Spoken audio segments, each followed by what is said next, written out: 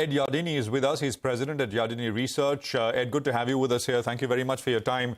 I mean, what do you make of the April jobs report number out of the U.S.? Are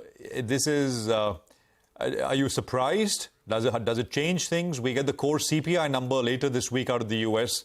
And of course, it's interesting to see the market reaction, right? Markets clearly worried about a big slowdown rather than maybe rates going up a little bit more or staying here. Well, I think the numbers definitely confirm that the economy is still growing. It's not in a recession. There have been some of the bears saying that we're going to have an imminent recession. But, the employment data is one of the four components of the index of coincident economic indicators. And it's probably the most important because it tends to influence the other ones. And the index of coincident economic indicators in April is likely to be at an all-time record high. So how can we really talk about an imminent recession when the economy is doing so well? I'm really not that surprised by the strength of the labor market. I've come around to think that demographics is having a very powerful impact on our demand for labor. A lot of baby boomers are retiring, and they're pretty well off. And what they do is they go out to restaurants, they go traveling, they go to health services, and that's where we need all the jobs. So notwithstanding the fact that we've seen a 500 basis point increase in the federal funds rate, the demand for labor remains very strong, and part of it may not be interest rate sensitive at all. So the recession fears in the U.S. are now beginning to fade, not just with the stronger jobs data, but also with the way crude is shaping up, right? There's been a recovery there.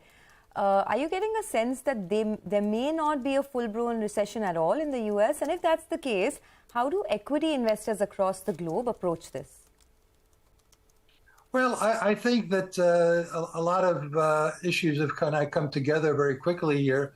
I think the reason the market did so well on Friday was because, as you said, the economy still shows no signs of falling into recession or no serious signs. Clearly, some sections of the economy have been in a recession, and yet their employment is at an all-time record high. Look at construction. Construction and employment's all-time record high. Look at truckers. Truck drivers are all-time record high. So I think that's helped the market. The concerns about the market has been that it's fairly narrow. It's been kind of the mega cap 8, the biggest technology names. And actually, it's been the mega cap 2. Microsoft and Apple now account for 14% of the market. I think on a global basis, the U.S. is looking like its economy is doing pretty well.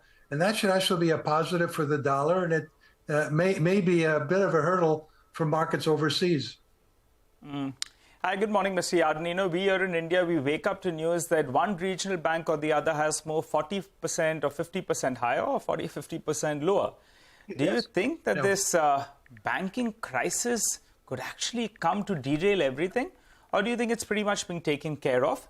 And also in that sort of a backdrop, going by all that you said, I think in the last time we chatted, you briefly hinted that maybe the S&P 500 starts trending towards that 4,600 odd mark. Is that still on the cards? That's still my target. I still think we'll be at 4,600 by the end of the year. I think in the short term, the market may continue to rise here maybe by another 2%, but I don't think we're out of the trading range just yet. We've been actually moving sideways with a lot of volatility around 4,000 since last summer. And so I do think that it's going to probably be later this summer, early fall, where the market starts to move towards 4,600. Where does it leave emerging markets? I mean, do you expect the dollar to strengthen a little bit? Because, I mean, again, there have been calls for imminent demise of the dollar as well, which perhaps may not pan out if the U.S. is still okay.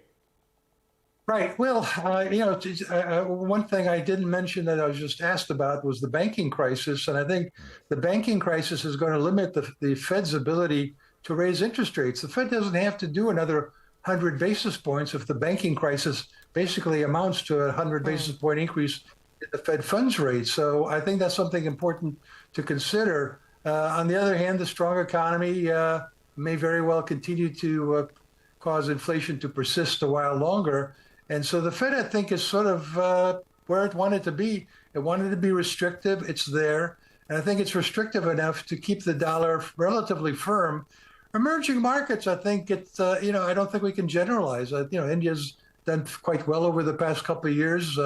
There's a lot of geopolitical issues now where Investors that used to go to China are starting to have second thoughts about that. And of course, we're seeing companies looking to move their supply chains to places like India. And so I think some emerging markets are going to benefit from the increasing geopolitical tensions. So since we're talking about India, right, there are two things that's working in India's favor. One, of course, is that earnings have picked up, especially in large pockets Yes. like banking, auto, technology even. And the other thing is that valuations are now looking better than they were at the start of FY23. I mean, we were trading around 23 times forward, and now India is at about 18 times. Do you think these two reasons are reason enough for the bulls to sort of come back, for the uptrend to resume in the Indian markets?